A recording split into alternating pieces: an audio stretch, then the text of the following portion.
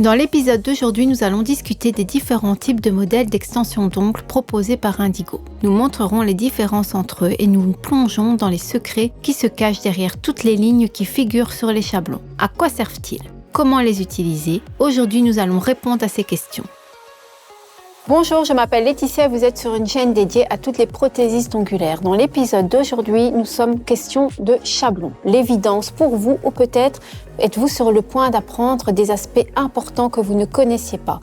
Nous le verrons bien. Donc sans tarder, c'est parti. On pourrait croire qu'une forme est une forme, rien d'intéressant. Eh bien non, si c'était le cas, nous n'aurons pas créé donc 4 chablons, car chacun d'entre eux a une fonction qui est différente. Ils diffèrent par leurs caractéristiques particulières et nous voulons que non seulement le créateur, l'artiste, c'est-à-dire nous, mais avant tout chaque cliente, chaque styliste qui travaille avec ces chablons sache, car c'est pour cela que nous les avons créés. Pour faciliter et accélérer votre travail, grâce aux chablons, nous sommes en mesure de créer aussi bien des ongles de salon, des ongles de tous les jours, des ongles inhabituels, extrêmes. Donc regardons ça de plus près. Voici tous les 4 chablons.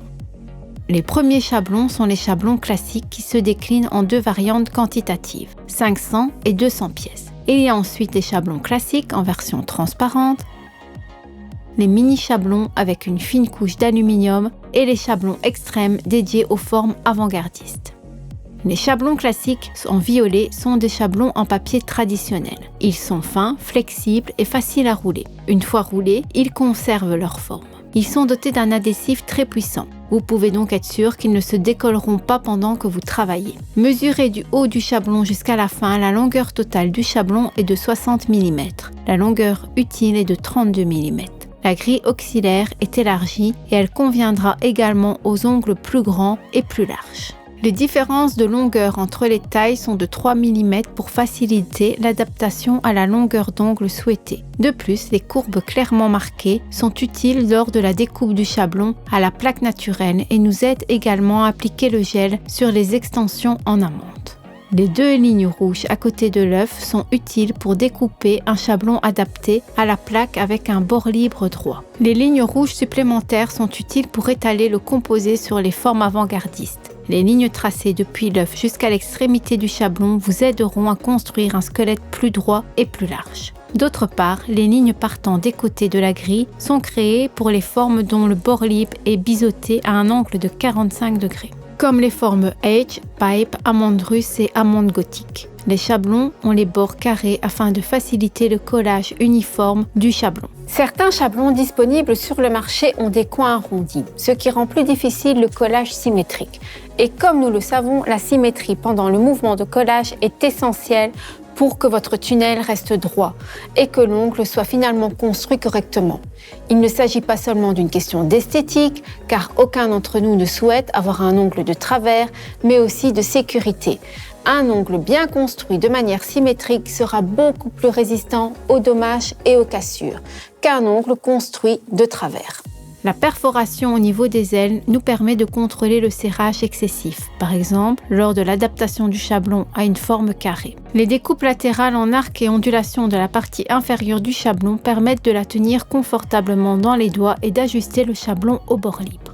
L'œuf sert de rétisseuse et grâce aux lignes qu'il comporte, il peut être utilisé comme extension du chablon lors de la découpe de l'arc pour le bord libre et peut également servir à allonger le chablon pour les ongles très longs. Il existe un autre type de chablon, les chablons transparents, fabriqués en plastique. Comme ils sont transparents, ils laissent également passer la lumière UV par le dessous, de sorte que vous pouvez facilement polymériser les gels et les covers blancs et colorés, fortement pigmentés. Ils ont la même forme que les chablons classiques violets. Ils ont la même longueur, la même largeur, la même grille, la même disposition des lignes auxiliaires et la même perforation sur les ailes. L'adhésif puissant garantit qu'il ne s'effiloche pas pendant le travail. La différence est qu'ils ne sont pas de lignes auxiliaires sur l'œuf et qu'ils sont plus rigides que les chablons classiques, mais aussi très fins, de sorte que nous pouvons les adapter parfaitement à la plaque. Ensuite, il y a nos mini-chablons. Comparons-les aux chablons classiques. La différence que nous pouvons clairement voir est la longueur. Rappelons que les chablons classiques font 60 mm, tandis que les chablons mini sont tellement plus petits. Ils font 48 mm et ils sont parfaits pour les manucures courtes. Ils ont 2 ailes, pas 3 comme les chablons classiques. Ils ont des lignes plus définies pour découper un œuf et des formes de salon, amande et ovale. Comme ils sont dédiés aux ongles courts, ils n'ont pas de ligne rouge pour les formes avant-gardistes. Ils contiennent une fine couche d'aluminium qui leur permet de conserver leur mémoire de forme. Lors du serrage, le tunnel est plus marqué et ne se déforme pas comme les chablons précédents. Ce modèle a une colle très forte de sorte à ce qu'il ne se défait pas lors du travail. Les premiers chablons sont extrêmes en rose gold. Comme leur nom l'indique, ils sont dédiés aux extensions extrêmes, c'est-à-dire aux formes avant-gardistes. Leur longueur totale est de 89 mm. De l'œuf à la perforation, la longueur est de 50 mm. Jusqu'à l'extrémité de toute la surface de travail, nous avons jusqu'à 62 mm de longueur. En haut, ils sont plus larges que les autres chablons afin de tenir le bout du doigt plus fermement et de supporter un ongle plus long. Ils s'effilent à l'extrémité pour maintenir l'équilibre dans le travail. Ils se distinguent également des chablons classiques par leur perforation latérale, plus biseautée pour prendre moins de place. Ils sont différentes perforations sur les ailes, ainsi qu'une perforation qui permettra d'ajuster la longueur du chablon pour la manucure de présentation. Nous pouvons la déchirer avant même de la décoller du papier en conservant toutes les lignes auxiliaires. Comme les chablons classiques, ils présentent une large grille et des lignes auxiliaires blanches et rouges, mais le nombre de lignes diagonales est plus important puisqu'il y en a 4. Ils sont renforcés par une fine couche d'aluminium de sorte qu'ils conservent la mémoire des formes, ce qui est parfait pour créer des formes avant-gardistes telles que le Gothic Stiletto ou Edge. Nous avons appris 4 types de chablons. En théorie, nous sommes des maîtres. Nous sommes sur le point de passer à la pratique. Une fois de plus, j'insiste sur le fait qu'avant d'être mis en vente, les chablons ont été testés à de nombreuses reprises pendant de nombreux mois et avec de nombreux instructeurs afin qu'ils aient la forme et qu'ils accélèrent le temps de travail. C'est à cela que servent les lignes auxiliaires. C'est à cela que servent tous les éléments dont nous venons de vous parler. Mais bon, ça c'est la théorie. Testons-le maintenant en pratique. Mettez le chablon sous l'ongle et coupez sur les côtés. Avec des ciseaux dédiés au chablon, nous découpons l'œuf. Essayez de couper en un seul long mouvement. Ensuite, placez-le sur le bord libre de l'ongle. Fermez les premières ailes, les secondes et les troisièmes. Il est très important que les ailes soient collées uniformément. Si les ailes sont collées de travers, l'ensemble du chablon se tordra d'un côté lorsqu'il sera placé sur la plaque de l'ongle et le tunnel ne correspondra pas à la plaque naturelle et sera asymétrique. Avec les formes de salon, vous coupez le chablon toujours de la même façon. L'idée est de découper exactement l'œuf et de l'appliquer parfaitement sur la plaque. Mais que faire dans le cas d'un hyponychium qui est saillant? Ensuite, nous devons couper de plus en plus profondément, ce qui peut même affecter la longueur du chablon. Donc nous allons montrer une autre solution car nous avons un moyen de le faire.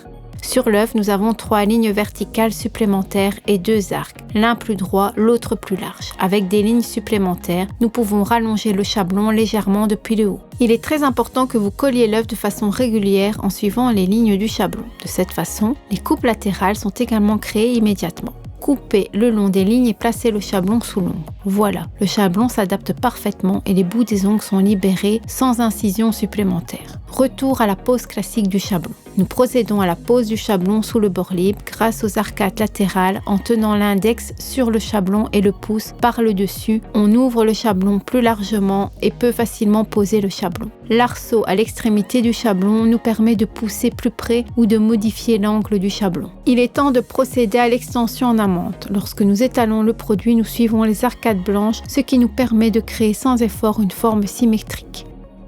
Avec la forme extrême, on se concentre sur les lignes rouges de l'œuf. Notre mannequin a un ongle avec un bord libre droit. Nous coupons le chablon selon la première ligne rouge en partant du bord. Nous le plaçons sous la plaque naturelle et nous collons les ailes de manière régulière, d'abord sous le doigt, puis jusqu'au bout. Nous pouvons même tenir le long du chablon comme ça avec 2 doigts pour qu'il soit stable et que nous puissions corriger son angle. Par contre, en appuyant sur l'extrémité du chablon avec le pouce, on peut changer sa direction et le faire droit. Ici, lors de l'extension de l'ongle, nous utilisons les lignes latérales rouges. On applique le produit à l'extrémité du bord libre et on pose le matériel le long des lignes rouges. Avec eux, nous sommes en mesure de réaliser une forme régulière et symétrique. Avec le chablon extrême, nous sommes en mesure de construire des formes avant-gardistes grâce à cette fine couche d'aluminium qui permet de maintenir l'ongle dans la forme que nous souhaitons. Cela signifie-t-il que ce n'est que des chablons extrêmes que l'on peut construire des ongles avant-gardistes? Non. Dans le cas par exemple des chablons transparents, vous trouverez également toutes ces lignes auxiliaires qui vous permettent de faciliter les formes extrêmes, comme par exemple la réalisation de forme H. Posez le chablon découpé sous le bord libre, collez les ailes, mais ne les serrez pas. Construisez le squelette H à partir du bord libre en suivant les lignes noires. Terminez le bord libre de l'ongle prolongé avec les lignes rouges diagonales. Nous pouvons également construire une forme pipe sur le chablon. Alors, avons-nous illuminé tous vos doutes? Savez-vous déjà quel chablon choisir? Comment le poser sur les différents types de plaques et comment construire le squelette des différentes formes? Eh bien, je l'espère. Faites-nous savoir en commentaire quel autre type de produit vous aimeriez qu'on aborde dans nos épisodes pour vous expliquer plus en détail comment les utiliser. Merci pour votre attention. À très bientôt. N'oubliez pas que je suis là mardi prochain à 17h et salut!